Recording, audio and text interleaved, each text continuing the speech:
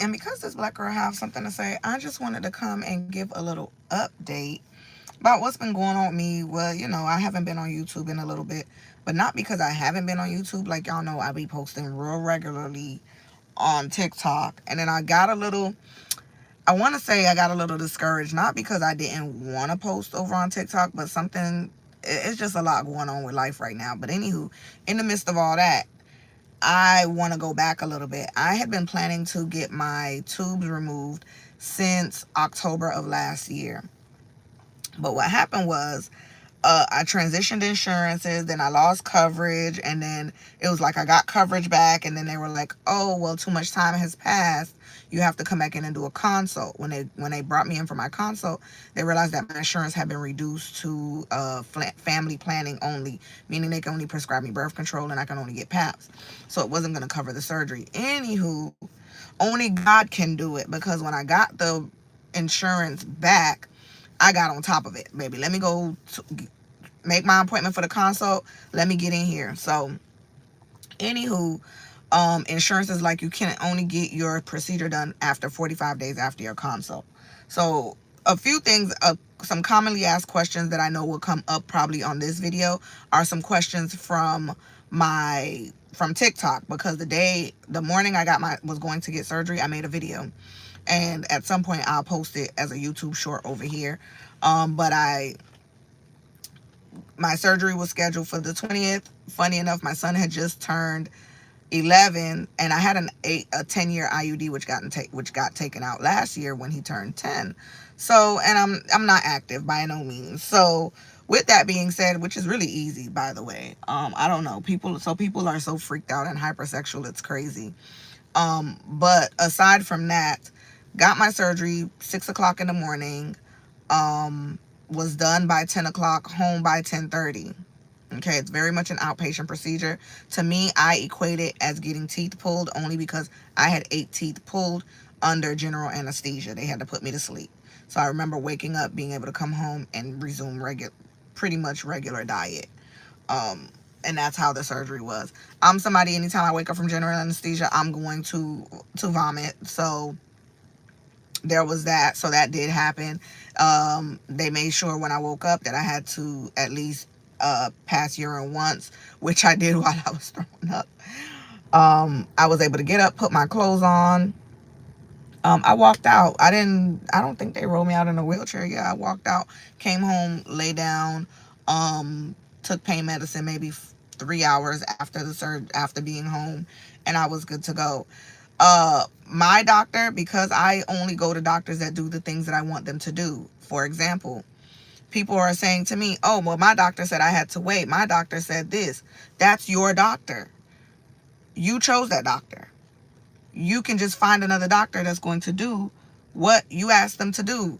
For example, as someone who had a tummy tuck 4 years ago, go check out Tummy Tuck Chronicles. It's in the playlist here on YouTube. Um, Tummy Tuck Chronicles. When I first wanted to get a tummy tuck, my son would have been 4 years old. I knew I wasn't going to have any more children. I wanted to go get a tummy tuck. Plus, I had a hernia. When I was looking for doctors, there were doctors who told me I didn't need a tummy tuck. I just needed lipo. That's not what I wanted. There was doctors that wanted to do a fat transfer. That's not what I wanted. There was doctors that was trying to give me a mommy makeover with a breast lift, BBL, all of that. That's not what I wanted. So just like with any elective surgery, whatever it is that you want, you just find you a doctor that's going to give you what you want. Now, my doctor, I've been going to him since I moved up here. So he's not the doctor that delivered my children. The doctor that delivered my children is the one who gave me the 10-year IUD. As a matter of fact, it wasn't the doctor, it was the nurse practitioner. Because when I had told her that I wanted my tube side, she was like, because at the time I would have been not even 30 yet, she was like, "Oh, well, we have an alternative now. We can just give you the 10-year IUD, and once that's up, if you have no complications, then you can get your tube side." And it's like, that's not what I wanted, but at the same time, that's what I could afford as far as downtime is concerned with insurance and things like that. So I was younger. Now I'm older. I'm a lot wiser. I teach people how to advocate for themselves in healthcare spaces. I now know that one, you want to find a doctor that's going to do what you want them to do. You don't take no for an answer. You find a doctor that do. Why a doctor should not be giving you some hypothetical, oh, well, what if you regret it? Like, what research are you basing this off of? People do things all the time and regret it. That's a part of life. Ain't nobody living life with no regrets at all. So I could never regret getting into another relationship after being divorced with 2 children, even if I had no children. I don't get it. One of my mutuals, actually, from TikTok, her story's here on her YouTube too. She did it and don't have no children at all. It's about finding a doctor that's going to do what you want them to do. It is an elective surgery.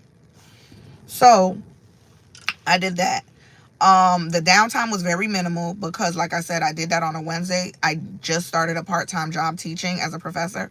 So I did that on a Wednesday. That Thursday morning at 7:30, I was at work. The only thing was my sister wasn't okay with me driving. So she drove me to my to work and picked me up because I teach from 7:30 to 12 o'clock. And when I was done, I want to say round about 11ish, I started to feel tightness in my stomach. So then I took a ibuprofen, and by then class was wrapping up. So I didn't stay behind. I was there a little early because I tell my students I come a little early, but I try not to stay behind because I have other obligations. But this particular class, I had already told them the week before that I was having a procedure and that when I come, this is what you can expect for class. I'm going to have y'all doing a lot of reading. It's going to be more y'all talking and interacting and me presenting you with topics. And I even gave maybe an hour of class for them to do homework and study for the quiz so that this way I'm not doing all of this talking. I did feel a little tickle in my throat. I don't know if it's because they intubated me. So when I came back from that, I felt a little soreness in my throat and a little winded and a little coughy cough, but nothing to be concerned about.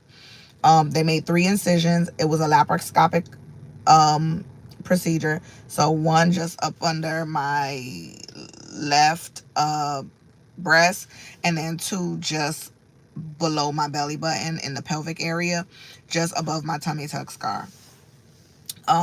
Aside from that, highly recommend. I'm looking forward to see what that's going to look like as far as my periods are concerned, because my ovaries, the ovaries is what controls the hormones. So I'm looking forward to see, are they going to be shorter in length, the cycles, or what that's going to look like. So that's interesting to see.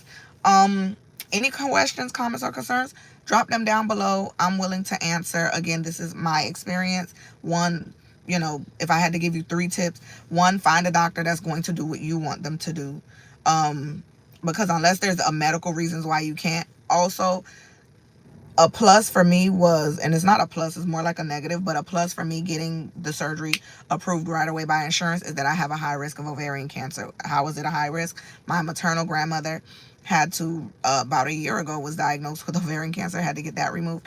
And then my mom, she had fibroid issues, but had a hysterectomy.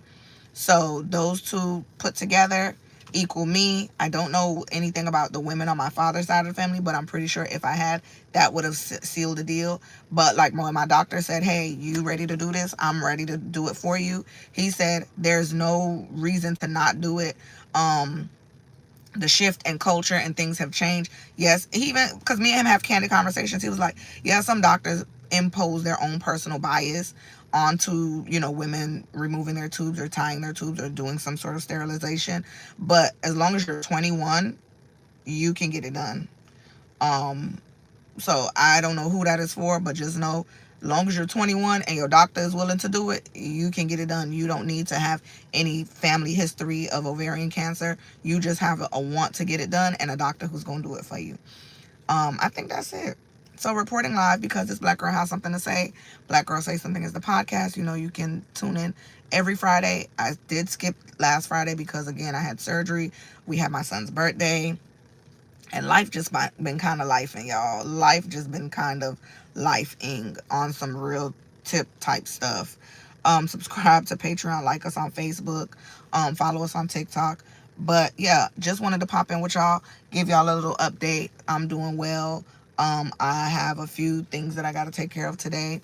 And yeah, I'm looking forward to answering any questions you might have about the bilateral, what is it called? Sublangectomy. Anywho, getting your tubes removed, laparoscopic bilateral. So yeah, with that being said, tune into Black Girl Say Something. Thank you for watching.